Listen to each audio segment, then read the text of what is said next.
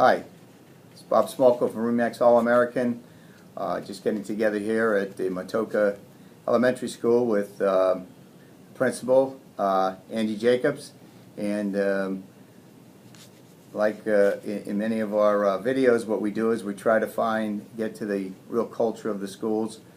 When somebody's looking online for a school, you can find all the objective different statistics, and but to get the real feel for a school, we like to talk to the principals to get the real vibration that's going on.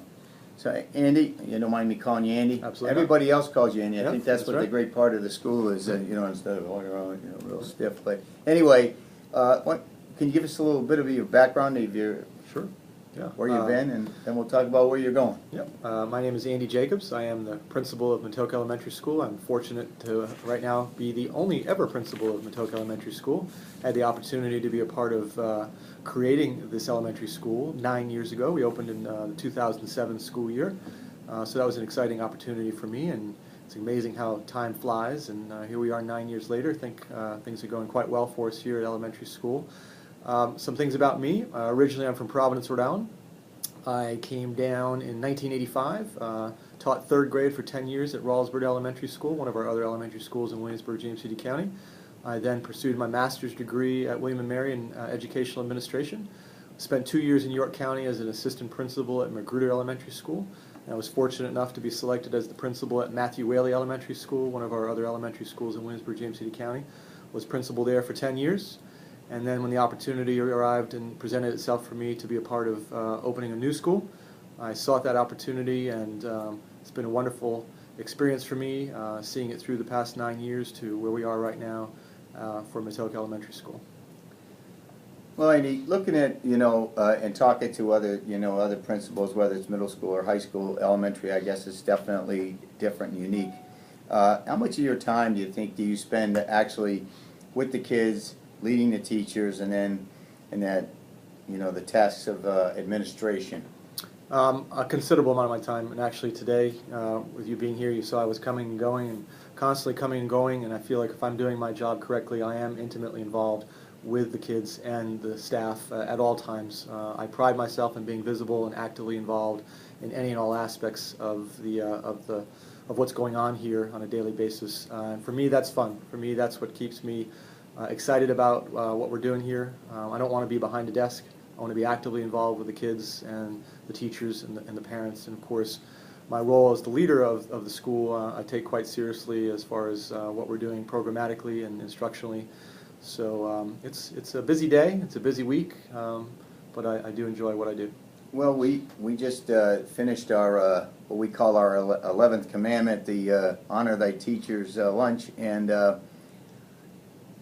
you felt it. You felt it. It was there. It's great. And why don't you tell me, because I don't have a photographic memory. Tell me what that sign says as you walk up to the building. That's the banner next to the. Well, we've been fortunate. Tell me what that's about. I mean, I would like to say that we pride ourselves on the feedback that we get from our families and within the community as far as how good a job that we're doing. But there are other measures as well. There is a banner at the front of our building. It's from an award that's given each year from the governor's office through the Virginia Department of Education to recognize schools that have achieved certain levels of performance through their SOL test scores, that being those students in grades 3, 4, and 5 that take those tests each year. We've been fortunate, since the award has been given, to be recognized in one category or another for what is termed excellence in education. So it's important. It says something about the governor, I think. Well, I hope so, yeah. Well, there's been several governors, a couple governors that have gone through that, but I always like to say that, of course, how we do on these tests is important, but it does not paint the whole picture. It's more important that as a prospective parent coming into a new school, I encourage parents always to talk to realtors like yourself, talk to other community members, parents, find out at the ground level what's going on at the school and what people think of it, and then merge that with data like from test scores and things like that. Well, I think that, being in real estate, one of the major questions that's asked, and the definition is location, location, location. And at the child's age, and even with people without children, you have the situation where the schools definitely affect property values. So that's why everybody's interested in contributing to and getting great schools. And we do constantly get, the question of what school district is this in, and where the boundaries and so forth, and different neighborhoods are sought after than others. So when I've always measured raising my children, which is already gone by, I used to measure it by the principal. The principal kind of made the school. I had a kind of a different, a more simplistic thing because there weren't as many schools, but now since then it's broadcasted throughout the county and so forth. So one of the things that I always, this is the Matoaka Cardinals. What makes a Matoaka Cardinal? Well, if I asked one of the kids, what's a Matoaka Cardinal, what would they tell me? in terms of thinking of the Cardinal as the children, I would hope that one would say that they are happy and engaged and excited to be coming here. We try very hard, of course, first and foremost, to make sure we have a safe environment for everyone, but we want an exciting and engaging, friendly, welcoming environment so that little people feel comfortable and then can obviously put their best foot forward to reach the academic achievement levels that we can achieve with them. To me, that transcends not only to the children, but I need my staff feeling good about what they're doing each day as best we can, and I want the families to feel excited and engaged about what goes on here. We want to be open. We want folks to feel like they could come in any time and get involved. We're very fortunate to have a very active and supportive PTA. So I think in our 9 years, this being our 9th year, we've been able to cultivate a very good community of supports that's based on positive relationships with everyone. And that's great. What now, when you talk about the kids and when you talk about the community, do the kids get involved in the community? Is there any? I mean, I know they're mostly small and young. And yeah, but no, we do try to find some realistic opportunities for community involvement. We have a student council association, which are for 3rd, 4th, or 5th graders that will run for specific offices, and those students, once elected, provide some leadership within the school. Often they'll spearhead community drives, fundraising drives. We have cleaned up certain roadways. We have volunteered in nursing homes. The staff has been involved with the community as well. We've been bell ringers at Christmas time with the Red Cross and whatnot. It is limiting with the little people what we can realistically get them involved with, but within our own community we try to get the kids involved with school improvement whenever possible.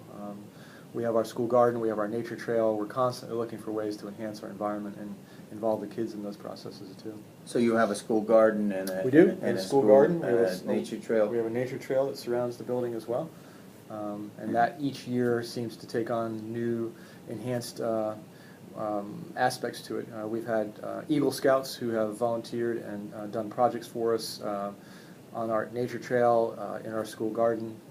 We're open to any possible way that we can enhance our learning environment to excite kids about learning. So in the elementary school level, what are there? Do we have any type of organized sports? And I don't mean, a lot of times it's nobody wins, nobody loses, but Right. do you have teams or We have one intramurals example or? of that. We're fortunate in this community to, the elementary schools in particular are part of what's called the Community Partnership Foundation, which is a grant-supported entity through the Williamsburg Health Foundation, through Al Albert and the Virginia Legacy Soccer Club.